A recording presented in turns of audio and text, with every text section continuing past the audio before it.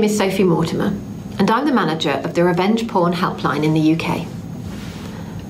The helpline is run by South West Grid for Learning, who are the lead partner of the UK Safer Internet Centre, and we are based in Exeter in the southwest of the country. The helpline was founded in 2015, at the same time that the law against the disclosure of private images came into effect in England and Wales. Originally funded by the Government Equalities Office, they acknowledged from the beginning that there was a need for a service that would advise and support people affected by this new crime, and, most importantly, remove intimate content that had been shared online. In 2019, government recognised that the issues that the helpline was seeing meant that it was more appropriate for us to sit under the Violence Against Women and Girls strategy. And for that reason, we were transferred to be funded by the UK Home Office. This is the law in England, Wales and Northern Ireland. The Criminal Justice and Courts Act 2015 came into effect in April of that year, and Section 33 states, "It is an offence to disclose a private sexual photograph or film if the disclosure is made without the consent of an individual who appears in the photograph or film and with the intention of causing distress." It then goes on to outline some defences, exceptions and definitions. Our work in this field for the last 5 years and how the law has been applied by law enforcement and prosecuting authorities has taught us a lot and shown us a number of issues with the law as it stands. We've identified 5 main points where we would like to see the law amended. Firstly, we would like threats to share intimate images made a specific criminal offence, which it isn't currently. Although it can be charged as malicious communications or as part of a campaign of harassment, we think it is significant enough and common enough to warrant a standalone offence. And we'd like to see the law around sharing intimate images classified as a sexual offence, rather than as it currently is, a communications one. This would acknowledge the significance of the sexual element of the crime. And crucially, it would guarantee anonymity to victims. We know that the fear of being identified in court proceedings is a significant barrier for clients in reporting what has happened to them to the police, and it needs changing if we're to see significant improvements in reporting to the police and prosecution. We would like to see the removal of the intention to cause distress. This requirement is very difficult to prove and discourages law enforcement from pursuing cases reported to them.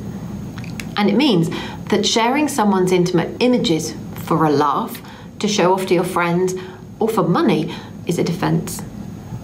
Currently, images that have been altered are specifically excluded from the law, if it is the alteration itself that makes the image private and sexual. This rules out photoshopped images, but also the ever-improving technology of deepfakes, where it is virtually impossible to identify whether the images are genuine or not. And in terms of the impact for the victim, there is little difference. If it looks like you and it could be you, then the harm is virtually the same. Finally, the definition of a private and sexual image is very narrow. Currently, it must include genitals, female breasts, or sexual activity, but this excludes a wide range of intimate images that the sharing of can cause real harm, and ignores any cultural sensitivity of the context. Scotland has a different law enacted in 2017 under the Abusive Behaviour and Sexual Harm Act 2016. Unlike the rest of the UK's law, it includes threats to share intimate images. Instead of just requiring an intention to cause distress, the law states it includes it if someone is reckless as to whether they cause alarm or distress. And it also includes images that have been altered or manipulated. So what do we see on the helpline? Our clients have had intimate images shared, often by a current or former partner, often to cause shame and embarrassment, but also for a laugh, for money, status, or just because they can. We also see the sharing of intimate images, purely for the sake of sharing and collecting content. A number of forum sites and file sharing sites are used to share and ask for content of known specific women. We see threats to share images in order to coerce or control. This is usually carried out by current or former partners. We see sextortion. This can be strangers or overseas criminal gangs, or it can be people the victim knows. Who are our clients? The majority of clients who come to the helpline are women, nearly 65%. And if you remove sextortion, which is a different dynamic with the majority of male victims, it's over 70%. It's hard to get personal demographic information from people who have been so violated, but we know that apart from being mostly female, they are predominantly young, so under about 35. But it can happen to someone of any age. Our clients come from all ethnicities and cultural backgrounds, and they come from all across the United Kingdom. In fact, we're approached by people from around the world who don't have access to help or support in their own countries. Intimate image abuse is a gendered crime. There is no doubt about it. Not only are the majority of victims female, but the vast majority of perpetrators are male. In 2019 to 20, we had 1,165 female clients. 727 of them identified a perpetrator, and of those that did, over 50% of them were current or former partners, and 91% were male. And women have more images shared. In the same period, we reported 237 images for our 500 male clients. That's less than half an image per person. But for our female clients, the reported figure was 27,828. That's nearly 24 images per person. Though the reality is that some of our clients have a handful of images and others have hundreds, shared and reshared on dozens of sites across the internet. And we must never underestimate the impact that this sharing has. The sharing of these images can be devastating, shattering mental health, affecting jobs, personal relationships and friendships. Clients report feelings of shame and humiliation. Some can't leave their homes because of the fear that people have seen their images. Some clients self-harm, and some contemplate suicide. And once the images are out there, you don't know who has seen them, so you think everyone has. Even if we get them removed, there is always the chance that they will come back. It doesn't go away, and that is extremely debilitating. My mental health has suffered, and I've been investigated frequently at work as rumours of me have spread about me not working hard. It has had a catastrophic knock-on effect. I've been on antidepressants and anxiety medication for 10 plus years. I want my life back.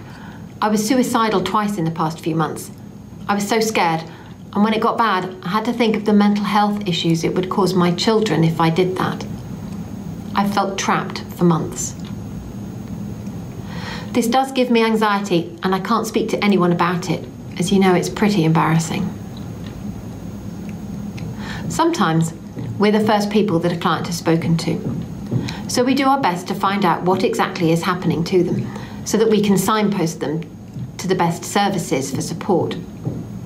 That could be a domestic abuse service, a sexual assault service, a stalking service, or mental health support. Many clients tell us that the sharing of these images feels like sexual violence, and that form of support feels the most appropriate. So getting to know other services working in this area and building partnerships is really important for us. Because one of the things we really know about the sharing of intimate images is that it doesn't happen in isolation. So where is the content shared? In 1 year, in the cases where we identified the location of the content, the largest amount, over a third, was on adult sites. Emails or private messages made up 20%, almost 19% were Facebook, and half that again were on their sister platform Instagram. The good news is that a lot of the time we can get these images removed. We've worked really hard as an organisation over many years to build strong working relationships with social media platforms, with message boards and adult sites. But it is challenging work. There is developing technology in this area, but until there is a solution that locates and removes content automatically, we're dependent on the cooperation of sites. The major adult sites are, fortunately, very cooperative. Pornhub, Xhamster and the like all have reporting mechanisms. And while these can be slow when clients approach them directly, the Revenge Porn Helpline has trusted flagger status, meaning that content is usually removed quickly.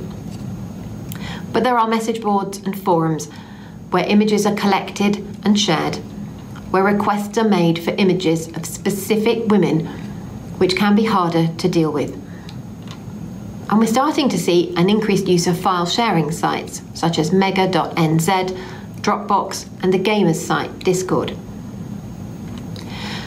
We have some success with these, but it's not perfect. So often it's about the speed in which we can get content removed. Because the internet moves like lightning. An image shared on Xhamster can be replicated dozens and then hundreds of times in only hours or days. And the more images there are, the more widely they can travel. And users can download content, which they can then re-upload months later, and so the whole cycle begins again. So far, the Revenge Porn Helpline has removed a total of over 86,000 individual images, representing a 94% removal rate. Emails, text messages, and encrypted apps like WhatsApp are not possible to access. They're just designed that way. And the major platforms are moving more towards encryption and prioritising privacy, so this isn't going to change. One of the most difficult areas to tackle is where threats are being made to share intimate images. This can be for a variety of reasons. For money, for more images, for sex, or just to keep someone living in fear. But this is one area where technology is starting to make an impact. Several years ago, Facebook developed their own digital fingerprinting technology.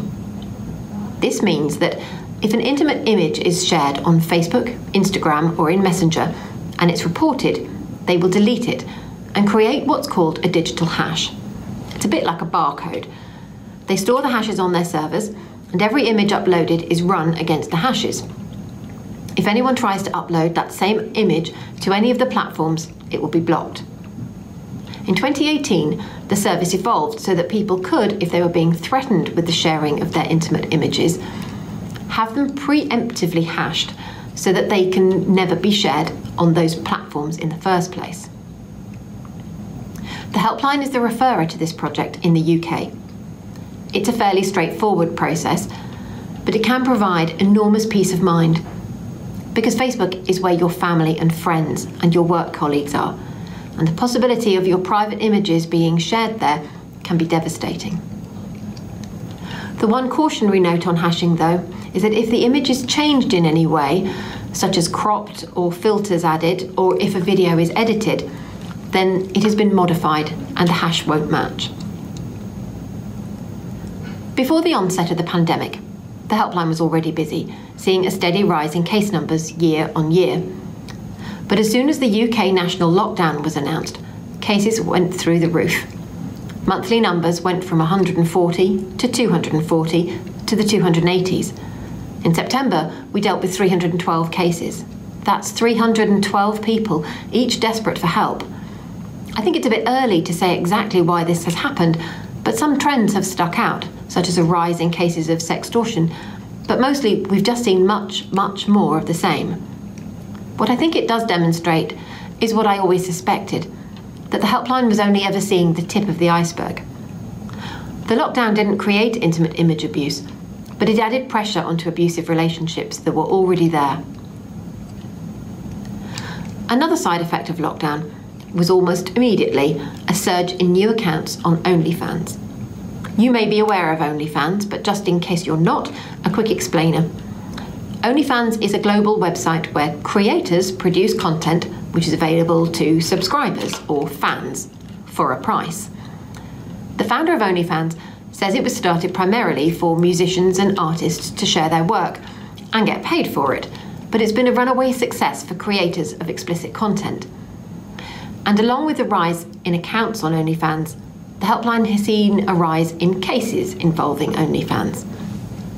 These come in two types. Firstly, people having their private content shared onto OnlyFans by former partners without their permission, which we are able to report for removal. And secondly, OnlyFans creators having content that was created for the platform only being leaked elsewhere. And this presents a huge risk to those creators, because under UK law, content uploaded by someone themselves that has been disclosed to the public at large or any section of the public is excluded from the law. So we have no basis to ask for it to be removed. And this isn't just true of OnlyFans and similar sites, it also applies to webcam work or any other form of sexual images being exchanged for money. One of the most important groups that we want to reach is university students. There have been increasing reports of sexual violence on university campuses, as well as online abuse, harassment and stalking. So working with our sister service, Report Harmful Content, we created resources for university students and the services that support them. They cover intimate image abuse. What is it? What's the law? And what help is available? Stalking. Put together by our partners at the National Stalking Helpline, it outlines what behaviours could be stalking and what you can do. Sextortion. What to do if an online sexual encounter turns into blackmail. Reputation matters. Some tips on what you can do to ensure that your online reputation is how you would want it to be. Negate the hate. What to do if you experience or witness hate crime at university. And students and sex work. We know that students are increasingly turning to forms of sex work to support their studies. The Save the Student Money Survey 2020 estimated that 4% of students in the UK are doing some form of sex work. Since there are approximately 2.3 million university students in the UK, that means that 92,000 are involved in sex work. We are not here to judge, but we want young people to make informed choices, keeping themselves safe and knowing they can reach out for help if they need it. The resources are available from our website, and we sent sample copies to every university in the UK, as well as information on where they could be downloaded for free. We also emailed every university and student union welfare service with links and further information. We're really doing our best to make sure that the information gets out through. We do our best to get information out there, producing resources, using social media, and regularly updating our website.